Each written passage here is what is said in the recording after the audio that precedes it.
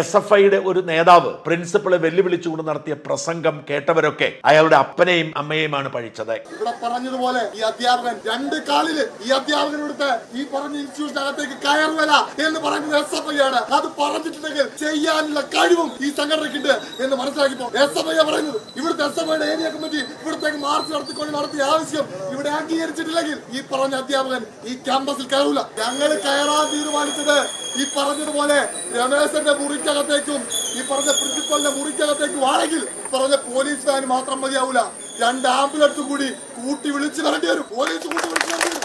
ആ റൂമിനകത്തേക്ക് കയറി ഈ പറഞ്ഞ അധ്യാപകർ ഇവിടെ ഉണ്ടെങ്കിൽ അവരെ അടിച്ച് ആശുപത്രിയിലാക്കാൻ ഞങ്ങൾ തീരുമാനിച്ചിട്ടൊക്കെ ചെയ്യുന്നില്ല. ഈ പറഞ്ഞ രീതിയിൽ ഈ ആവശ്യങ്ങൾ ഇവിടെ ഉന്നയിച്ച ആവശ്യങ്ങൾ നടപ്പിലാക്കണം എന്നുള്ളത് മാത്രമാണ് SFIയുടെ ആവശ്യം. ഇത് കേട്ട കമ്മ്യൂണിസ്റ്റുകാരായ മാതാപിതാക്കൾക്ക് എന്ത് തോന്നുന്നു? ഞാൻ ബാക്കിയുള്ളവരെ വിടുന്നു. നിങ്ങളുടെ മക്കൾ SFIക്കാരാണെങ്കിൽ, നിങ്ങൾ CPMകാരാണെങ്കിൽ നിങ്ങൾക്ക് സഹിക്കാൻ കഴിയുമോ?